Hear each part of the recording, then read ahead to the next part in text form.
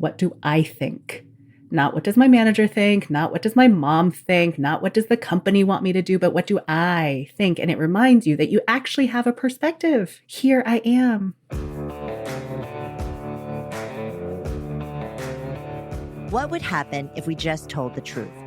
Welcome to TruthWorks, where we dig into the nitty-gritty of leadership and work. And what needs to change? I'm Jessica Neal. And I'm Patty McCord. Our journey together started in HR, but trust us, it's evolved into something wild, honest, and well, a bit rebellious. So throw out the handbook. We're here to redefine rules to work for us, not against us. Let's dive into another episode.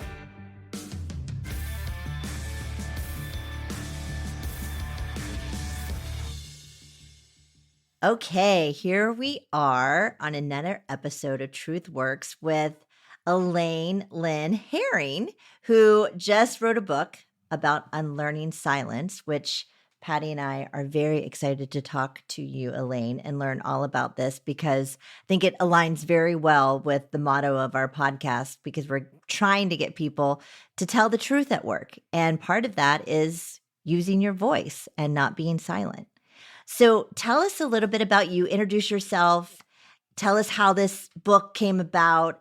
Tell us everything. Yeah. Let's start with the family of origin story because that explains a lot about how you end up writing a book on silence. I am the youngest daughter of an immigrant family from Taiwan to the United States. I grew up in the Christian church. So there's a lot of turn the other cheek, be the bigger person, suppress your needs.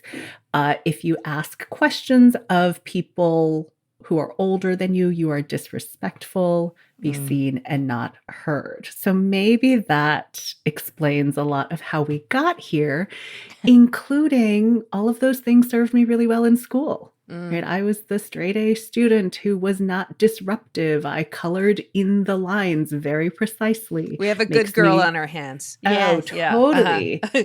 Makes me, statistically speaking, a great entry-level hire, but then told that I don't have leadership potential or executive presence. I went to Harvard Law School because I was a precocious 11-year-old who said I wanted to be a lawyer and had the opportunity to go there, so I went. Thought I was going to be a litigator. Instead, came across getting to yes, difficult conversations, classic negotiation theory, and pedagogy and practice, and thought, wait, we can talk about things? What a novel idea. You can negotiate? No. There are emotions, things called emotions, and they're okay. It was a very expensive lesson to learn, but it set me on a path of leadership development and teaching skills for negotiating, difficult conversations, feedback. So wait, you're at Harvard Law School. You're going to be a litigator. Yes. And then you sort of enter this world of like understanding negotiation, emotion. And then you're like, I want to be a what? Yeah. Well, I simultaneously summered at law firms and realized that being a litigator meant staring at a computer screen for 13 hours a day, not interacting with human beings, and it was deadening to my soul. I come from a family of lawyers, and my dad was a litigator. And I think they would advise people not to go to law school. I regularly advise people to do that too. Jessica went to art school, so she didn't listen to her dad either. She found her voice, though. Yeah, I did find my voice. Yeah, I had the opportunity to be a teaching assistant in the negotiation program. Okay. And it was still 13-hour days. I was exhausted at the end, but I was also energized. Yeah. And the opportunity to help people actually communicate more effectively and other than sue each other and blow each other up, there are things we can do, like talk about things. That seems like a worthwhile use of life. Yeah. And so I went down that path instead, and then realized some people still don't negotiate. Some people still don't have the difficult conversations. Some people still don't give or receive feedback no matter how much their manager or HR, you two know something about that, tell them they should. What gives? Why is that? And so much of the advice is speak up, right? Tell the truth. We all know that, but why don't we do it? Because we've learned silence. Because we've been rewarded for staying silent, because the people around us continue to silence us, because it's baked into our systems. Well, so then let's solve for silence. Let's do that. so that we can tell the truth, so that we can have the difficult conversations, so that we unlock feedback and innovation and collaboration, all these things that we need to actually work together. That's how we got here. Fascinating. You know, we both spent a lot of our lives working with really nerdy tech people. And what took me a long time in my career, and what you said just really resonated, was it's a skill. Yes. You know, you can learn it. You're like in a program to teach people how to negotiate. And it's interesting because I think particularly for women, there's sort of the hidden rule, which is, well, we're just not that good at it anyway. Right. And I look at your background, it's like, well, there's nothing in your background that would make you good at that. Because there's nothing in your learned experience. And then I think particularly for women at work, there's the unspoken rule is, Yes. I said earlier, good girls don't speak up. It's fascinating. No, it's true. And I mean, I still have a hard time advocating for myself on salary, right? Yeah.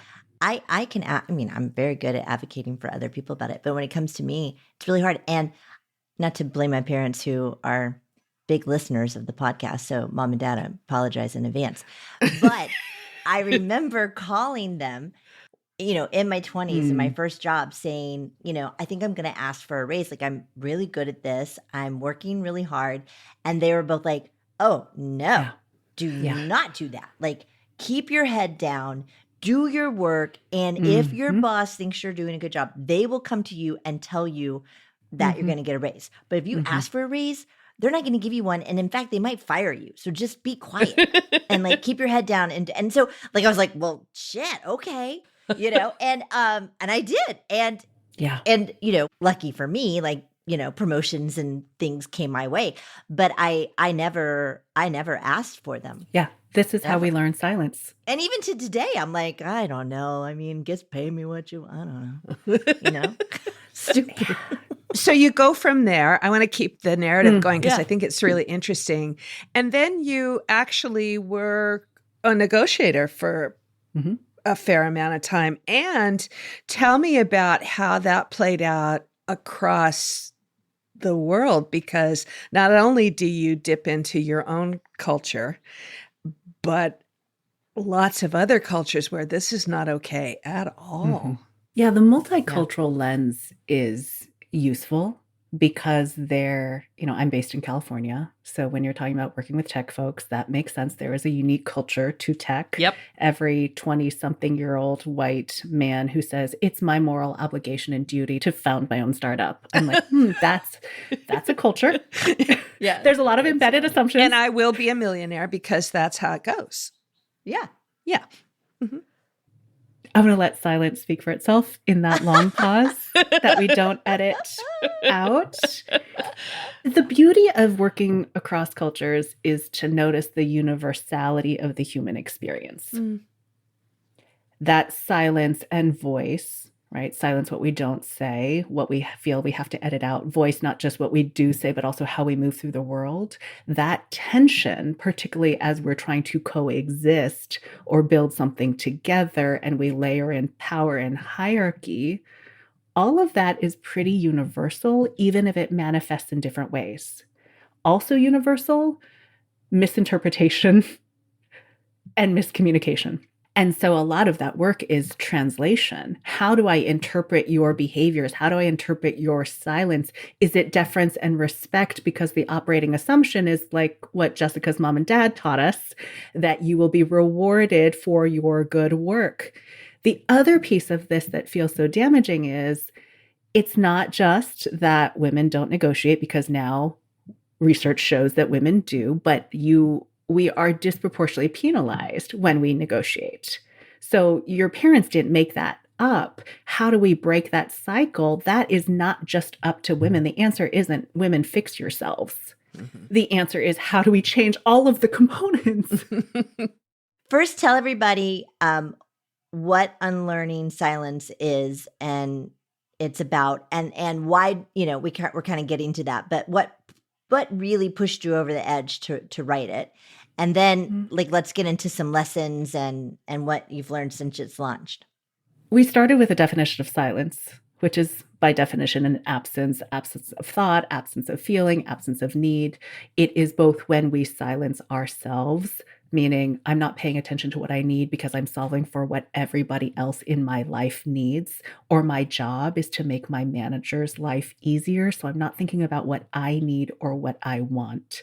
Silence is also when there's not enough room in the conversation for your thoughts, perspectives, right? Someone else's perspectives and priorities have sucked all the energy out of the room. And we just want the meeting to stop. So why would I say something when, you know what, he's already droned on for 45 minutes. We're all tired. We really just want to get out of here. So we silence ourselves, or we cut other people out of the conversation because we've taken up too much of that space. So unlearning silence is this realization, if that silence, who gets to speak, who gets to be heard, how we need to do it, whose priorities take precedence, if all of that is learned behavior, which it is, because we all started as babies who just cried and were uninhibited in our communication, then we can unlearn it. And that unlearning takes awareness that silence is even there and action of choosing a different way. And we forget, A, that silence is a thing, and B, that we could choose a different way, because so many of us live on autopilot, or we have these habits. We need to not have reflective conversations and reflective thinking for everything we do because we could not function. Right? We are already so oversubscribed. You're asking me to try something different. That's incredibly disorienting. Going back to the awareness piece, the problem or challenge around speaking up has typically been diagnosed as, if you're not being heard, it must be you that's the problem. You need more courage. You need more confidence. Deal with your imposter syndrome. Versus, no, it's really hard to speak up, and it is disproportionately costly for you to speak up because of all the ways that people continue to silence you, that it's baked into the systems. And yes, you have learned and do have operating assumptions over when to stay silent, when you can use your voice, what's appropriate. Bambi taught us all, if you don't have anything nice to say, don't say nothing at all. But who gets to decide what's nice? That changes the conversation. If we can at least see the problem statement more accurately in a joint need to solve for silence, the silence I've learned, the ways I silence the people around me, and how it's in our systems, we have a better chance at solving it rather than saying, go fix yourself. Right. And then maybe we can talk. Yeah. I was telling Jessica a while back that one of the things I've noticed about myself now that I'm not working in a team anymore is that I'm such an interrupter. And I talk. She was when she worked in a team. Yeah, but I learned it at work, because if I didn't butt in and not only speak up, I mean literally speak loudly. Yes. Yeah. Then I wouldn't get heard. And now that I'm, not fighting for my voice to be heard at work, I'm in social situations, and I can see them kind of flinching, like, who asked you? It's learned behavior. It is learned behavior, but that's an interesting, so I want to talk about how leaders work around this, but it's I realized that I had a different expectation of my persona in a social situation than in a work situation. Over time, I get rewarded for it, right? Your work life carries over into your personal life. Yeah, how's that going in your personal life? But why not? Well, yeah. In some ways, I was at a dinner, and somebody was mansplaining to me about how software engineers get paid in the Silicon Valley. And this person was an early engineer at Tesla, right? And he's telling me all about it. I'm like, who the hell are you to tell me? Do you know who I am? Yeah, exactly. It's like, what do you know me? Yeah. Anyway. That was my little rant. So, Elaine, you're thinking about writing this book. You're getting ready to, get on your computer, type it out. Like what forced you to say, like, this is what I want to write about? Like, were you just seeing like a plague of this? Like, what was happening? I'm in the side yard. It's 2020. George Floyd had just been murdered. I was breastfeeding my child. My father was undergoing chemo. And there was this little thing called the pandemic. Uh-huh. And I thought, why am I not on the streets protesting? Because that's what good people do, isn't it? And so I went through all the self-flagellation of I'm a horrible person. I should. And I thought, up until this point, I've been giving out the same advice everyone else has, which is just speak up, use your voice. And by the way, voice looks very narrow. It looks like you have to be protesting on the streets. And I thought that doesn't feel right to me. And also my life situation right now feels really tenuous. I can't do that. And that's when it struck me that it's also that I have learned to stay silent. I have been rewarded for it at work, to not rock the boat, to be easy to work with, makes people want to have me on my teams. If I solve for everyone else and silence my own needs, it's a pretty good deal for them. And they keep me on board. And particularly when you're an immigrant, but anytime that you carry a subordinated identity, your status, your standing, your seat at the table feels so tenuous because someone else can always kick you out. Someone else can always say you're not good enough. And that led me to this analysis of silence of, you know what, that problem statement is wrong. And we at least need to ask the right question. Now, at the time I love that story. I do too. For me, it was a turning point in my life too. And I had the same feeling like, what am I going to do about this? Yeah. Right. Do I just stand by and be upset? Well, the thing is, once you see it, you can't unsee it. Yeah. Right. And that changes everything, because even if you try to suppress it, you can't unsee it. So then it begs the question, what are you going to do about it? This leads us to sort of the business side of the story that I tell in certain contexts, which is, at the time, I was the managing partner of a global leadership development firm. My business partners had written 2 New York Times business bestsellers, Difficult Conversations, How to Discuss What Matters Most, and a book on feedback. And one of them was nearing retirement, and we were looking at a pipeline problem for the firm. Right? We've gotten a lot of mileage out of these 2 books, doing workshops, keynotes. If we want the firm to continue into the future, we need new content. I didn't see anyone else writing and creating new content. It was technically not yet my turn based on who came in next. Do I skip the line? They don't seem like we need something to sell. So this book was supposed to be the 3rd book, the trilogy of this leadership development firm. I am no longer a partner at that firm. Ooh. I have a non-disparagement agreement and an NDA and a confidentiality agreement, which maybe says everything we need to know. And someone said to me, Elaine, it's 2023. Anytime a woman of color, the only one of color, leaves a majority white organization, everybody already knows what happened. So do what you need to do. And in this case, it was to unironically preserve the integrity of a book called Unlearning Silence. Wow. You know and what when I just got goosebumps because Me like, too. like not I Me mean too. You know, like all the Can't words make you this just stuff used, up. non-disclosure, non-disparagement. Those are all words for shut up. shut up. Be And not only quiet. did you write a book about unlearning silence, you unlearned silence. Yeah, I found my voice in this. I wrote the business or the book proposal, found an agent, very much was of the idea, I just need one publisher to be interested. My agent went out with it, and these calendar invites started popping up. And I was like, what are these? And they're like, if a publisher's interested, they want to meet you. They want to, kick the tires a little bit, see if you know what you're talking about, see what it's going to be like to work with you. And then more calendar invites started coming. I met with 16 publishers. Oh, wow. The book ended up going to auction in a 12 publisher auction, selling global rights to Penguin Random House.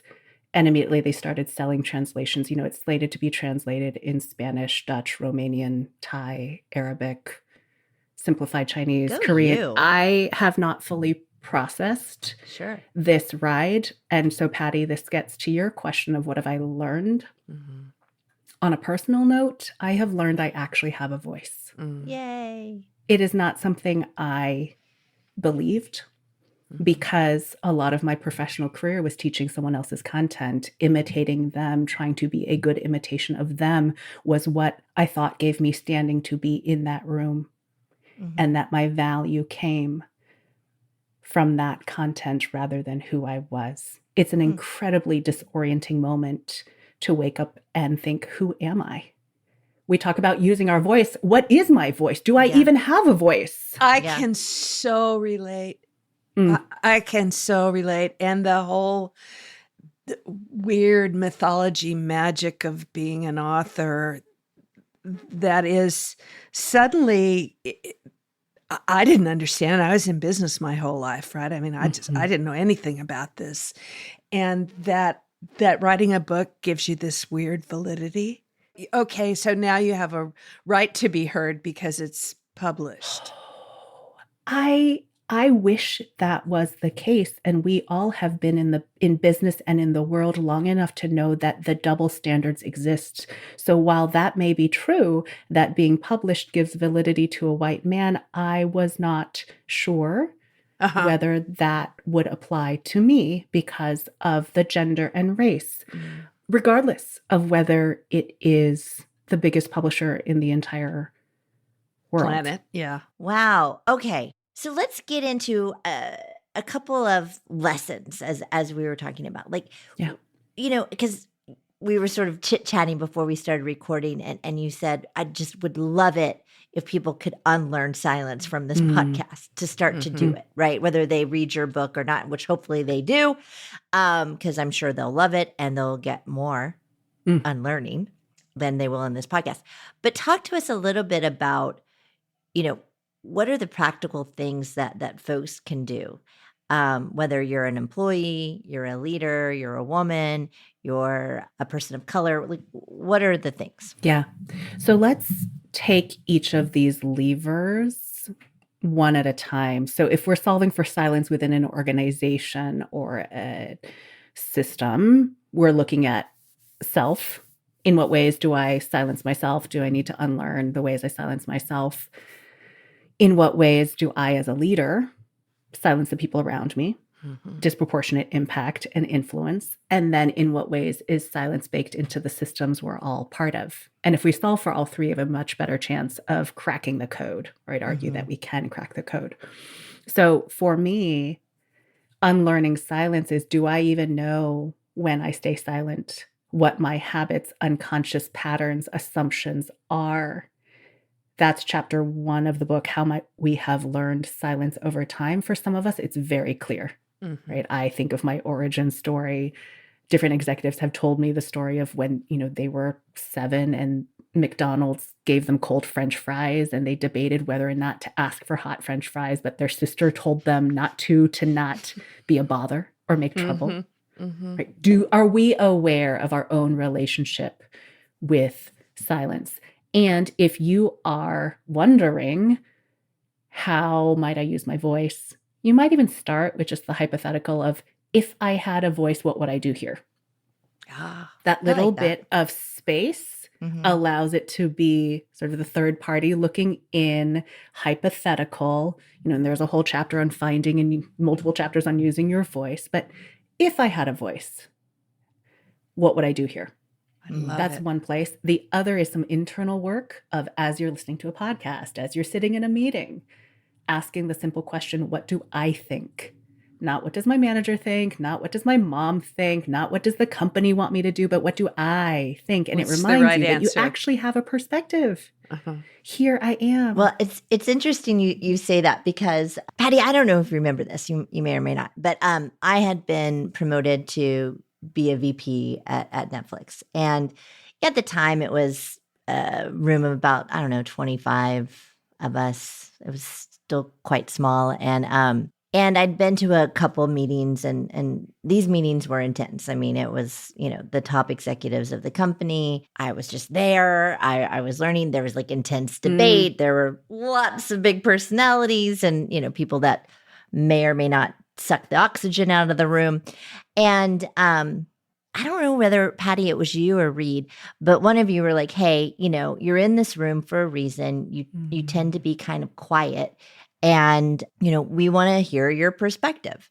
And I think it was you, Patty, but I can't remember. Things are blurry. And it was interesting because there was a gentleman in the room who was considered, one of the smartest people, John Cinquetti, Patty. And the mouth down south, yes. A guy who had no trouble speaking up. No trouble speaking up. But he was incredibly insightful and very smart. And so after I got this feedback, we'd be in these meetings and he would say something, but it was something I was thinking. And I was like, why didn't I just fucking say that? Like he just, but then I was like too late. And so, but then I was like, okay, like I was sort of like, is what I'm thinking also what the other smart people are thinking, right? And then I sort of went into this like, okay, if that is true, right? Yes. Like they're thinking the same thing that I'm thinking, then I just have to say it, right? And so I sort of made this rule for myself, whether or not you would advise this, I'm not sure, but I made this rule for myself. Okay, I'm just gonna, in every single meeting, I'm gonna say one thing I'm thinking. And I did from that point on, and I never, I never got that feedback again. But it was like, it was sort of an interesting place to be because I had to convince myself that, I was just as smart as you. Yeah. What I love about that, I'd call that a small experiment. And typically people are more successful if you do it for a time bound, I'm going to do it for the next 3 meetings. I'm going to do it for the next 3 weeks rather than I have to do this into perpetuity. And the stakes just feel so much higher because I'm sort of like go big or go home. You're going go big, go home. For the people who are not wired like you, just try it for three meetings. 3 meetings is better. Yeah. An interesting observation about that story, because I do think it was me, because I remember hearing from other people about you. It's like, yay for promoting Jessica. She doesn't have anything to say. Yeah. But I also remember a dynamic between you and him that created this kind of healthy competition that was very respectful. It's like, okay, I'm going to beat you to it. Oh, yeah. That's what about this? Oh, yeah. Well, what about that? And then pretty soon, the rest of us kind of look forward to the Jessica John debate because it was a good debate. Right. Yeah. And it was 2 smart people having a conversation. But to give him credit, I think he also allowed you to like, bring it on, Jessica. Yeah. He was my work BFF. Like, and he was the one that everybody looked at in the room as like one of the smartest people. And then I was like, well, shit, he thinks the same thing I think. So then I'm smart too. Yeah. Yeah. No, but I think that's another good lesson. I mean, when we get, because we're on lessons now, which is another way there's a role as a colleague, right? Which is to invite who you perceive to be your peer, because I think you did, to say, all right, if you're going to speak up, then let's do it. Yeah. Right. And in subtly giving you permission, in fact, not just giving you permission because he didn't have to, but inviting, and inviting your contribution. And that is one of the key ways that leaders either support or silence the people they lead. And what a gift. What a gift. Right? If John is saying, Jessica, let's go head to head, it implicitly says you are on the same level. Your thoughts matter as much. There is social capital that is going behind, I want to hear what you have to say. Unlearning silence is such a team sport. Yeah. It is not any one of us pushing alone, even though it can feel like that. How can we enroll the people around us? Knowing, and again, this is why I start with awareness. Is it easier for you to speak if someone calls on you, right? Some of us were brought up that way. Then great. In every meeting, Patty's saying, hey, Jessica, what are you thinking? Right. So Patty apparently doesn't have a problem interjecting because she's learned that over time. So then how do you use that to bring forth Jessica's idea? Well, that's a good thing, because I don't think leaders, I had to get better at this too, of like, because I would, as a leader, pay attention to sometimes the loudest people in the room, right? Because I was, okay, let's hear what they have to say. And they're saying it. And because you don't ask them, they just tell you. Right, yeah. Like And then- interruptor.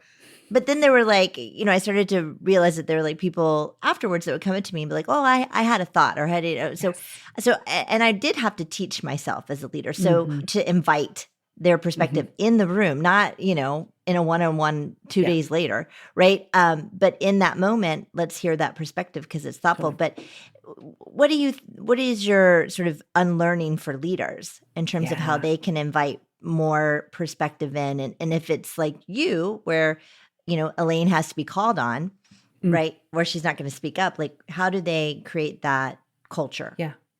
The best thing leaders can do is to stop assuming that everyone is wired the way they are.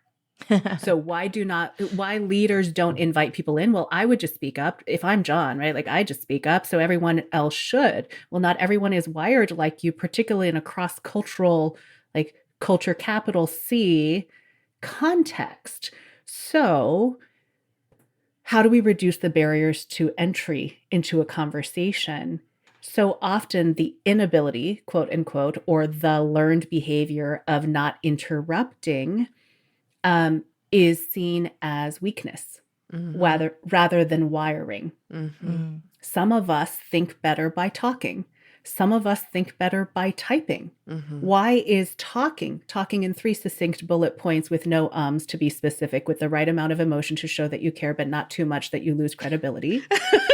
Why is that the prerequisite to engaging in conversation and having our ideas heard versus if I'm a post processor, right? I'm one of those people who in the meeting, I can't quite figure out what to say, but 20 minutes later, I'm like, if I'm a manager leader, I want that thinking. Yeah. Someone said to me the other day, "Oh, that my best thinking is in the shower," or "I wake up at 2 a.m. thinking." Then if I know that as your leader, you know what, Patty? I want 2 a.m. thinking. I don't want quick thinking right now. There's a part in my book where I say, you know how everybody says, I got this great idea in the shower? Back in the day when we were a really young company, I used to say, look, the only perk I'm willing to do is put showers right down the middle of it. Like, all right, we can't figure this out. Everybody in the shower until you get an idea. and I'm also thinking about like, I mean, that's such a huge lesson that I know all three of us have spent our whole careers talking to managers about, which is like, first of all, you can be sure that everyone else doesn't perceive the world the way you do.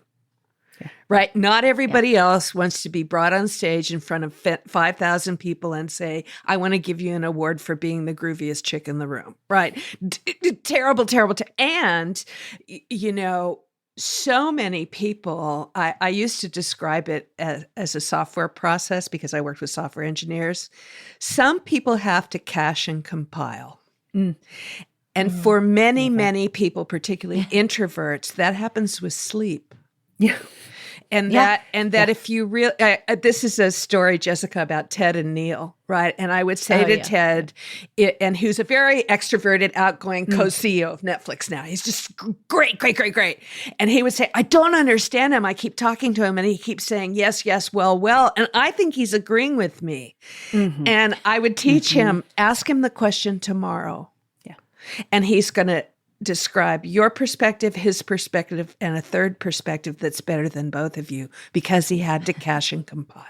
You never want to ask that person an in the moment question that matters because so what's the takeaway? We design the way we communicate rather than default. Yes. Right. Default is, of course, everyone is like me, or this is the way things have always been done, so let's do it that way. Why do we even do it this way? We don't even know. Yeah. And so is the advice as a leader to, sort of take your people aside one-on-one and say, hey, tell me how you think, right? Because I how do you process information, and get to know them on that level? Because I don't think a lot of managers do that. It's a 30-second conversation that saves you so much head and heartache and trial and error and workarounds. So that's the value. That's the value proposition right up front. It can be in a one-on-one. Or if you think about process design, name the question, put it on the agenda for your next team meeting, because it's not just a dyadic relationship between you and your direct report. It is the understanding on the entire team about how everyone is wired. That is not to say you can only Slack Jessica in the future. That is to say, if Jessica says something in Slack, it should be just as valid, given just as much weight as if said in the meeting. Right. And people are like, well, then how are we supposed to wait forever for people? This is where we design. And it doesn't necessarily take a Myers-Briggs profiling offsite to figure out that we think differently, right? And mark each other on the grid and go, oh, look, she's an ENFP and I'm an ISTJ. And it's you're like, green you and know, an I. Yeah. And it's like, then I got to process all that shit when I'm just trying to have a conversation with her instead of saying, tell me how you operate. Tell me how I can be most effective to get what you know into the conversation. I mean, how can I support you? How can I support? I love this because this is back to the idea that we both believe in, which is these are skills that are learned. Yes. And they can be taught.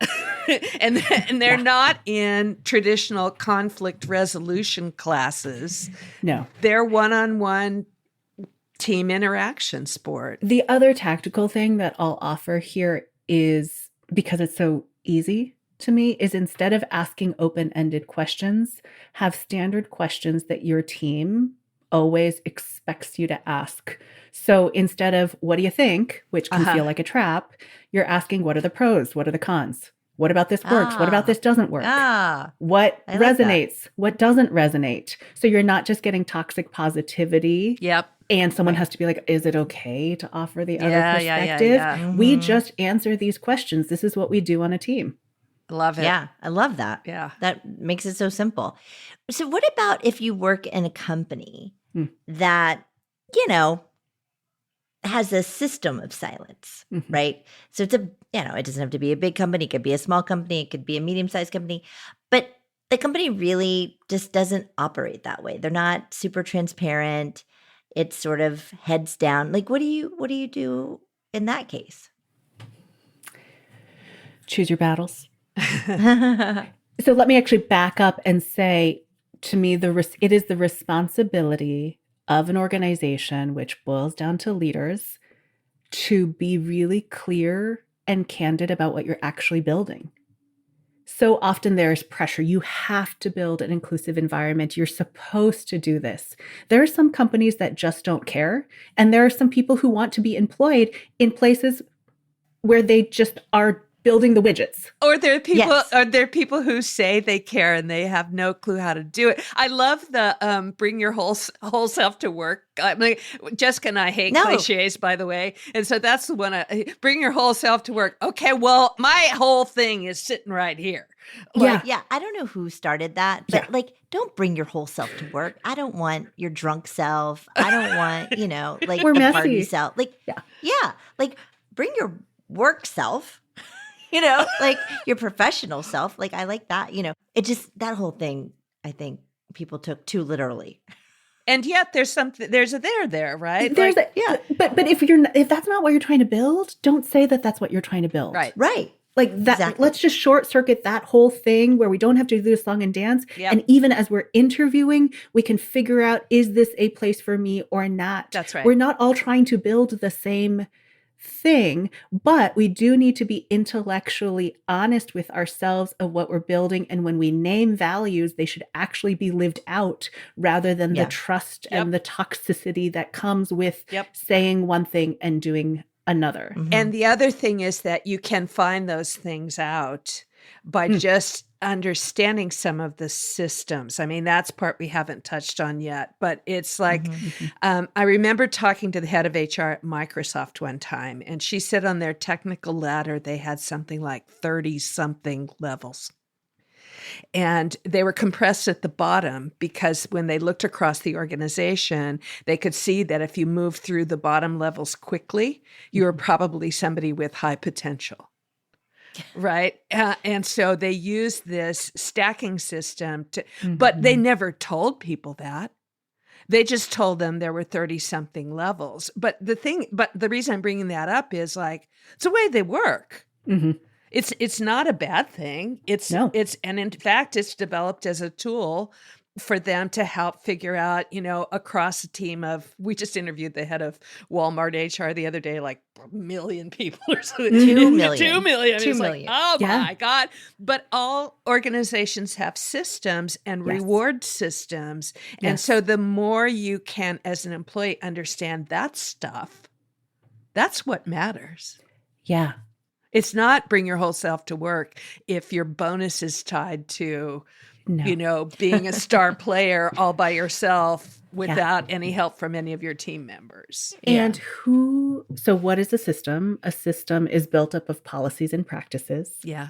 And if we look at those policies and practices, number one, is there a disconnect between policy and practice? Because, John is special. Mm-hmm. So in practice, we don't actually apply the policy to him, for example. But asking the question, who does this policy support? Mm-hmm. Who does this policy silence? And there is no perfect way, but can we be honest about the impacts and honest that these policies and practices impact people disproportionately? Because truth works. Is that the jingle? Yeah, is that the official jingle? No. She just made that up. No, but it's exactly what we're talking about. It's like, it doesn't really matter what your MO is. I mean, and you're right. There's no right or wrong. When I talk to a bank, it's like they're regulated. Yeah. They can't operate the way a startup operates. They cannot do it. Let's be clear. There is a right and wrong in the world. The regulators would say there is a right and wrong generally, but not a policy. But probably your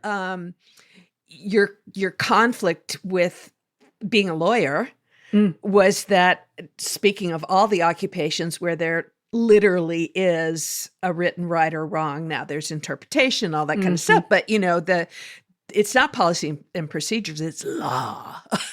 Which is a policy. That can be changed, but very slowly, which takes me back to pick your battles. Yeah. So often we take our inability to change a system as a personal failure. And we each are carrying so much. This is not a pass. Let me be really clear about that. But particularly as you think about bringing your work self, work is also one part of our lives. Right. How many spoons do I have for the rest of my life, for the other things I care about, to be able to live a meaningful life? What role and what place does work have in my life? And that to me goes back to agency. You get to decide. It's your life. Yeah. It's your life. You get to decide. I love that. Because truth works. Sorry, Patty, what was that? Yeah, truth works. Truth works. Truth works. So one parting gift before we get into career confessions for our listeners on unlearning. Any last thoughts, words besides get the book? No, get the book might be it. Good. Get the book. The book is intentionally titled Unlearning, ING, because it is an ongoing process. And there's so much work for us to do. And we are dynamic, ever-evolving human beings. So we can't possibly cover everything in this podcast, but hopefully we have teased enough to pique curiosity. Because the hope with the book is two things. Those of us who have been silenced, had to edit ourselves out, contort ourselves to be in the relationship or in the workplace, have a seat at the table, feel seen, known, and heard. It wasn't you. Yeah. It's not because you're flawed. It's not because you're not enough. There's this thing called silence, and we need to collectively solve for it.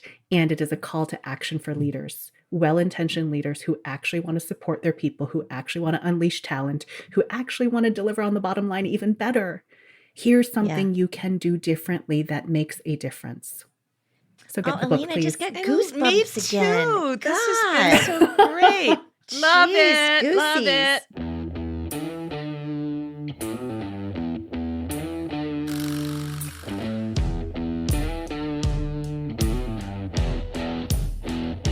Okay, we're diving into career confessions. And I get to read the question today. You do. Here Let's is read it. the question. How do I make myself more approachable without overstepping boundaries?